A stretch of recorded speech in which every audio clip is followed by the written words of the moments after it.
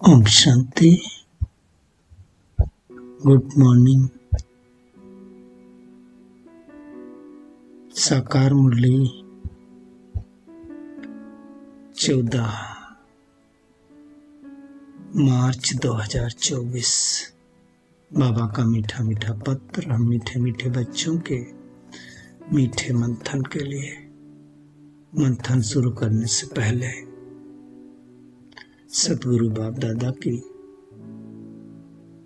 शांति भरी किरणों के नीचे बैठ जाते हैं और अनुभव करते हैं कि मैं शांत स्वरूप आत्मा हूं, शांति के सागर की संतान हूं।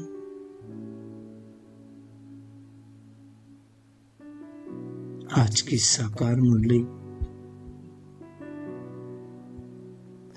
बाबा ने लायक ब्राह्मणों को देखा है, उसके अपोजिट ब्राह्मणों को भी देखा है, उनकी निशानियां बताई है। मन मत और परमत पर चलने वालों के बारे में भी बाबा ने बताया है और निर्माणता की निशानी भी बाबा ने बताई है। तो एक एक चीज को हम गहराई में जाकर के देखेंगे कि भगवान क्या कहता है और दुनिया क्या कहती है। कैसे भगवान आकर के पढ़ाई पढ़ाता है। लगातार बाबा कई दिनों से पढ़ाई की बात कर रहा है, पढ़ाई कभी न मिस करने की बात कर रहा है, क्योंकि बच्चे अक्सर करके गफलत करते हैं और ऐसी श्रेष्ठ पढ़ाई भगवान पढ़ाता हो और फिर मिस करें तो उसको दुर्भाग्य कहा जाएगा। आप देखो आज दुनिया में भारत की ही बात कर लो तो कोई ना कोई ऐसा टीचर होता है जिसके करोड़ों फॉलोअर्स होते हैं, करोड़ों व्यूअर्स होते हैं। क्यों? ऐसी पढ़ाई पढ़ाता है। अब वो पढ़ाई पढ़ने से कोई आईपीएस बनेगा, कोई आईएएस बनेगा, लेकिन देवी देवता तो कोई बनेगा नहीं। और भगवान हमें पढ़ा करके दैवी गुणों से संपन्न बना रहा है।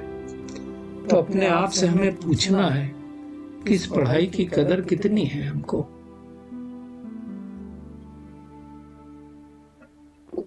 कितनी शिद्दत से, शिद्दत का मतलब कितने दिल से हम इस पढ़ाई को पढ़ते हैं, कितना हम अपने अंदर परिवर्तन लाना चाहते हैं, वो चेकिंग करना है। क्योंकि ब्राह्मण मतलब ही है अपने आप को संपन्न संपूर्ण बनाना। आप देखो उस पढ़ाई में भी जो अच्छे स्टूडेंट होते हैं उनको स्कॉलरशिप मिलती है। इस पढ़ाई में भी स्कॉलरशिप मिलती है। कौन सी स्कॉलरशिप मिलती है? तो हमें सतयुगी बादशाही की स्कॉलरशिप मिलती है। देखो पद तो सभी कुछ होंगे सतयुग में, लेकिन सबके नंबरवार होंगे। जैसे आज भी देखो पद बहुत है, वही पढ़ाई पढ़ करके आईएएस आईपीएस बनते हैं, इंजीनियर बनते हैं, डॉक्टर बनते हैं, और वही पढ़ाई पढ़ करके चपरासी भी बनते हैं। तो बाबा ने हमारे इस जीवन को, ब्राह्मण जीवन को 3 भागों में बांटा हुआ है। सिंपल, बाबा ने इतना सिंपल किया है। 8 घंटे आप जो करते हो करो, सर्विस करते हो, बिजनेस करते हो, करो, कोई हर्जा नहीं। 8 घंटे बाबा ने कहा अपने लिए रखो, आराम करो, रेस्ट करो। कई लोग बोलते हैं 8 घंटे सोना चाहिए, सो। और 8 घंटे इस रूहानी गवर्नमेंट की सेवा करो। अब ये बैलेंस बनाना कई लोगों के लिए मुश्किल है और कई लोगों के लिए बड़ा आसान है। इसका ये मतलब नहीं है, जरूरी नहीं है कि 8 घंटे के लिए आप ज्ञान ही सुनाते रहो, 8 घंटे आप योग ही करते रहो। नहीं, आपकी स्थिति की बात है। मनसा सेवा भी कर सकते हो और बहुत इजी भी है। आप अगर 4 बजे उठते हो तो 4 से 8 बजे का जो टाइम होता है वो आपका टाइम होता है। उस टाइम में आपको कोई डिस्टर्ब नहीं कर सकता है। तो उस टाइम में अगर स्थूल सेवा है, वाचा सेवा है, मुख की सेवा कर लो, नहीं तो आप मनसा सेवा करो। अगर आप आत्मिक स्थिति में हैं, आपकी स्थिति श्रेष्ठ है, तो चलते फिरते, कल जो बाबा ने कहा साइलेंस के प्रकंपन लोगों को मिलेंगे, तो चलता फिरता साइलेंस का म्यूजियम बन जाओ। मौन भी रखो 4 से 8, तो 4 घंटे बड़े आराम से हो जाएगा। और शाम को 6 बजे से लगा करके 10 बजे तक उस स्थिति में चले जाओ। अरे 6:30 से तो योग करते ही, 6:30 से योग करने के लिए 6 बजे हमको साइलेंस में जाना होगा, नहीं तो फिर बुद्धि उतनी लगेगी नहीं। और बीच बीच में जब भी टाइम मिलता है, खाते समय, पानी पीते समय, उसमें बीच बीच में करो, तो हमारा 8 घंटे का चार्ट पूरा हो जाएगा। इसकी मेहनत करनी है, इस पर अटेंशन रखना है, तब क्या होगा, हम सच्चे सच्चे ब्राह्मण बन जाएंगे। आज बाबा ने तो सच्चे ब्राह्मणों की निशानियां बता दी, ऐसी 6-7 निशानियां बताई हैं। अब हमें चेक करना है कि इनमें से क्या क्या हमारे अंदर आया हुआ है। पहली निशानी बाबा ने बताया, लायक ब्राह्मण वो जिसके मुख पर बाबा का गीता ज्ञान कंठ हो। गीता ज्ञान कंठ मतलब अब दुनिया में आप देखो, मुझे लौकिक गीता सुनाने वाले होते, पूरी पूरी गीता रट लेते, पूरे श्लोक याद हो जाते उनको। आप देखो, मैं तो कहूंगा बाबा के घर में भी ऐसे बच्चे हैं, hats off to that soul, कि वो लोग सब याद करके रखते हैं। कितने भाई बहने, अभी हम तो सचिन भाई को भी, सचिन परब भाई, उनको भी पूरा स्टडी किया उन्होंने गीता की, बड़े सारे एपिसोड किए, पूरा गीत श्लोक याद है।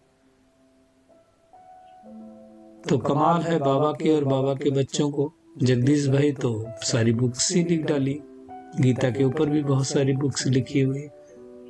तो हमें कौन सा ज्ञान कंठ करना, जरूरी नहीं कि हम सब गीता कंठ करें, संभव नहीं है। आप भगवान ने जो करके सृष्टि के आदि मध्यांत का ज्ञान दिया है, राजयोग का जो कोर्स दिया है, एटलीस्ट वो तो कंठ होना चाहिए ना, वो तो हमारे अंदर होना चाहिए। उसको सुनाने के लिए हमें बुक की रिफर की जरूरत ना पड़े, प्रेजेंटेशन की जरूरत ना पड़े। तो बाबा ने कहा वो ज्ञान कंठ होना चाहिए। और साथ साथ दूसरी बात कही, बहुतों को आप समान बनाता रहे। अब ज्ञान अगर वो कंठ होगा तो बहुतों को आप समान भी बनाओगे। बहुतों को ज्ञान धन का दान करोगे, दान करना मतलब पुण्य कमाना, तो पुण्य भी कमाई होगी। और चौथी बात बाबा ने कहा, वो कभी आपस में एक दो के मतभेद में नहीं आएंगे। देखिए, हमारे अनुसार सारी दुनिया करे होगा नहीं, और हम आर्य सबके मत एक जैसे होंगे वो भी होगा नहीं, क्योंकि सब अलग हैं, वही खूबसूरती है। तो मतभेद में भी नहीं आना, और किसी भी देहदारी में बुद्धि लटकी हुई ना हो, ये बहुत इंपॉर्टेंट है। क्योंकि अगर देहदारी में बुद्धि हमारी गई तो आप देखो कोई भी देहदारी संपन्न संपूर्ण तो है नहीं और हो भी नहीं सकता, पॉसिबल नहीं है। तो वो भी तकलीफ है। देहधारी में बुद्धि होगी तो देह अभिमान आएगा। और छठी बात बाबा ने कही, ब्राह्मण अर्थात जिसमें कोई भूत ना हो। भूत मतलब कोई उन भूतों की बात नहीं है। काम, क्रोध, लोभ, मोह, अहंकार, ईर्ष्या, द्वेष, नफरत, आलस, अपन, ये वाले भूत नहीं होने चाहिए। इन भूतों से मुक्त होना चाहिए। और देह अभिमान नहीं, संपूर्ण देह अभिमानी होनी चाहिए। तो हमें चेक करना है कि 6 बातों में से कितनी बातें हमारे अंदर आई हैं, तब तो लायक बनेंगे। लायक बनना मतलब ऐसे तो कोई लायक नहीं बनता है ना। भगवान ने तो हमको सृष्टि चक्र के आदि मध्यांत का सारा ज्ञान दे दिया। परंतु उस चक्र को हमने धारण कितना किया है। देखिए, जो श्रेष्ठ आत्माएं उनको कल पहले वाली स्मृति जागृत होगी, और वो आत्माएं कल पहले के हिसाब से पुरुषार्थ धीरे धीरे धीरे धीरे अपना आगे बढ़ाती जाएंगी। तो हमारे अंदर कितना नॉलेज आया है। ये नॉलेज देने वाला कोई इंसान नहीं है। इंसान टीचर बन करके पढ़ाता है तो लोग क्या क्या बन जाते हैं। भगवान पढ़ा रहा है तो मेहनत करनी है। और 21 जन्मों की बात है, 1-2 जन्म की बात नहीं है। 21 जन्मों तक इस सृष्टि पर हम श्रेष्ठ राज्य पद प्राप्त करेंगे, जहां भारत स्वर्ग बन जाएगा, जहां कहते हैं एक धर्म, एक राज्य, एक राजा, एक भाषा होगी, है ना। कोई भ्रष्टाचारी नहीं होगा। रावण राज्य में तो सब भ्रष्टाचारी, राम राज्य में सब भ्रष्टाचारी होंगे। लेकिन वो भ्रष्टाचारी का आधार क्या है? आज की पढ़ाई जो भगवान हमें पढ़ा रहा है, कोई इंसान नहीं पढ़ा रहा है। बाबा ने कहा कई बार लोग पढ़ाई को छोड़ देते हैं, सेंटर पर नहीं जाते हैं, दैवी गुण धारण नहीं करते हैं, कभी कभी पढ़ाई छोड़ देते हैं, वो भी माया है।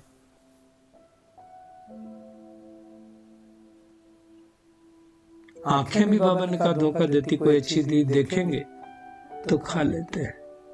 अब देखो, देवी देवताओं जैसा रॉयल बनना है, कम बोलना है, गम खाना है, मीठा बोलना है, धीमा बोलना है। और इन बातों को बाबा कहता है तुम्हारे सिवाय कोई समझ नहीं सकता, क्योंकि तुम आस्तिक बने, बाकी तो सब नास्तिक है ना। भगवान के हम बच्चे बनना मतलब हमको आस्तिक बनना। अभी हमारे चाल चलन द्वारा हमें ये करके दिखाना है। और ये कोई सिखा नहीं सकता। आज बाबा ने आध्यात्मिक गुरु की भी बात की। दुनिया में बहुत सारे गुरु होते, लेकिन हमारा कौन है टीचर, कौन आध्यात्मिक गुरु है? वैसा कोई गुरु नहीं हमारा। हमारा तो सतगुरु है, स्वयं शिव बाबा है जो राजयोग सिखला सकता, दुनिया में कोई नहीं सिखा सकता है ना। तो इतनी श्रेष्ठ नॉलेज देता। बाबा कहता सृष्टि भी एक ही है, दुनिया में तो लोग कहते हैं पता नहीं कितनी दुनिया है। दुनिया तो एक ही है ना। इसी दुनिया पर पार्ट चलता रहता, कभी सतो प्रधान का, कभी तमो प्रधान का। तो अब आकर के भगवान आकर के सारी बातें हमें समझाता है। यही पढ़ाई पढ़ करके कोई महाराजा महारानी बनेगा और कोई कम पद पाएगा। सबकी कमाई एक जैसी नहीं होगी। तो ऐसी पढ़ाई में देखिए, बुद्धि की डिग्री है वो अलग अलग हो सकती है, लेकिन पढ़ाई में हम गफलत तो न करें। अव्वल नंबर बने, नंबरवार तो सब हैं ही हैं। और सबसे बड़ा हमारे अंदर जो अवगुण है दुनिया के हिसाब से, उसको त्याग देना चाहिए कि उल्टी सुल्टी बातें सुन करके किसी को सुनाने का, मुंह मोड़ने का।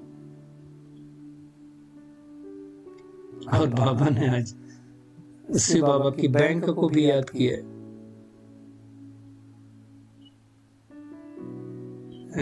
शिव बाबा की बैंक मतलब भंडारी में एक एक पैसा भी बाबा डालते हैं तो इसके बदले महल मिलते। आज पूरी दुनिया में जितने लोग हैं, बाबा ने इतना कहा कि कोई ये मत समझे कि हमारी पालना शिव बाबा के भंडारे से नहीं हो रही है, सबकी हो रही है। बच्चे तो हम उस भगवान के ही हैं और उसने ही सब कुछ दिए।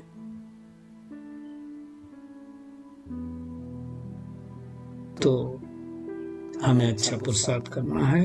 बाबा कहते कोई कोई पुरुषार्थ करते करते एब्सेंट हो जाते, गायब हो जाते, आएंगे पता ही नहीं चलेगा कितने दिन बाद होंगे, फिर 4-6 महीने बाद दिखाई देंगे। ऐसा नहीं बनना। और बाबा ने ये भी कहा आज कि ब्राह्मणी के ऊपर भी कब तक डिपेंड रहोगे, लायक बनो। आप समान बनो और बनाने की कोशिश करो। जो करेगा सो पाएगा, तो हमें उसकी मेहनत करनी। और एक बात हमें सबसे बोलना है, किसी की सुनी सुनाई बातों पर हमें नहीं जाना। आजकल सोशल मीडिया पर, फेसबुक, ट्विटर, जाने क्या क्या लोग डालते रहते हैं, ब्रह्मा कुमारी के बारे में भी डालते रहते हैं। एक चीज आप समझ ले, मधुबन से जब तक कोई न्यूज नहीं आती, कोई ऑथेंटिक न्यूज नहीं है। सुन करके तो बहुत सारे लोगों ने चले गए, इसलिए बाबा कहता आंखें धोखा देने वाली, कान धोखा देने वाले, वो उससे तो देखते और सुनते, अरे उन्होंने ये बताया ये बताया। तो आजकल दुनिया में बहुत होता है, कोई किसी को अच्छा नहीं देखना चाहता है, भगवान क्या सुनाता है हमें वो सुनना है। और फिर नंबरवार तो है ही सारे बच्चे। तो हमें मेहनत करनी, हमें अपने आप को सुधारना, दुनिया को सुधारने की जरूरत नहीं है।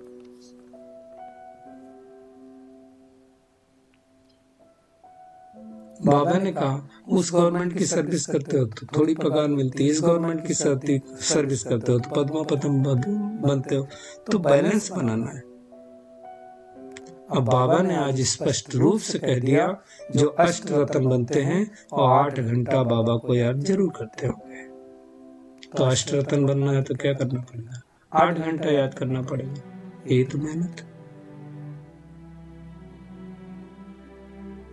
भक्ति मार्ग में याद करते हैं, रटते ओम नमो शिवाय करते हैं। मिलता बाबा ने कहा कुछ नहीं, गंगा स्नान करने से, जप तप करने से नहीं मिलता है। मिलेगा कब?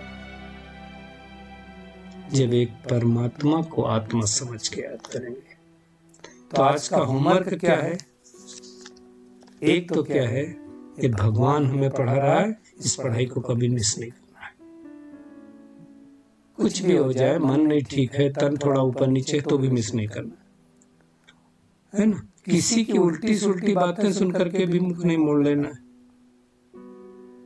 है ना। पर मत पर नहीं चलना है, मतभेद में नहीं आना, और चेकिंग करनी है अपनी कि मैं आत्मा गफलत तो नहीं करती हूँ, पढ़ाई पर पूरा टेंशन है, व्यर्थ समय तो नहीं गंवाती हूँ, और रूहानी सेवा दिल से करती हूँ। आज का बाबा का वरदान है, रूहानी अथॉरिटी के साथ निरहंकारी बन सत्य ज्ञान का प्रत्यक्ष स्वरूप दिखलाने वाले सच्चे सेवाधारी हो। तो आज बाबा ने वृक्ष वाले फल को याद किया है। तो आप देखो, किसी भी वृक्ष में वृक्ष की विशेषता होती है, जैसे फल लग जाते हैं वो झुक जाता है, और जो फल पक जाते हैं तो भारी भी हो जाता है, अर्थात निर्माण भी हो जाता है। झुकना मतलब निर्माणता, और मीठा भी हो जाता है। 3 विशेषताएं हो गई ना। एक तो क्या होगा? झुक जाएगा अर्थात निर्माण हो जाएगा। एक खट्टे से मीठा हो जाएगा, और एक जब संपूर्ण पक जाएगा तो डाली से अलग हो जाएगा। हमें भी ऐसे करना है, निर्माण बनना अर्थात झुक जाना, खट्टे नहीं बनना, कड़वे नहीं बनना, मीठा बन जाना, और इस कलयुगी दुनिया से डिटैच हो जाना है। जितनी बड़ी अथॉरिटी बाबा ने कहा, उतने बड़े निर्माण, उतने बड़े स्नेही।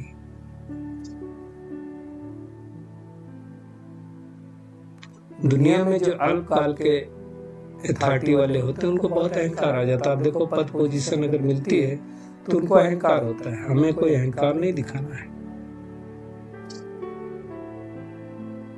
हम कोई अल्पकाल के अथॉरिटी वाले नहीं है, 25 साल अथॉरिटी से राज्य करने वाले हैं। भाई देखो, जितना वृत्ति में अथॉरिटी, बाबा कहते हैं बाड़ी में उतना स्नेह और नम्रता होनी चाहिए। तो ऐसा हमें बनना है। स्लोगन है, भाग्य का आधार त्याग है, बिना त्याग के भाग्य नहीं मिलता। लेकिन साथ साथ हम तो कहेंगे ये त्याग नहीं भाग्य है। क्या क्या मिला देखें दुनिया में। इतने कई लोग सोचते हैं अरे बड़ा त्याग किया है। क्या त्याग किया है? कचड़े का त्याग किया है, उस खान पान का त्याग किया है जो हमारे शरीर को नुकसान करता था, उन शब्दों का त्याग किया है जो हमारे मन को दूषित करते थे। शुद्ध सात्विक भोजन मिला, ब्रह्मा भोजन मिला, तो सब कुछ अच्छा मिला। इसलिए त्याग नहीं है, भाग्य है, भाग्य है और भाग्य है। शुक्रिया मीठे प्यारे बाप दादा, शुक्रिया आप सभी का इस मीठे मंथन के लिए। ओम शांति।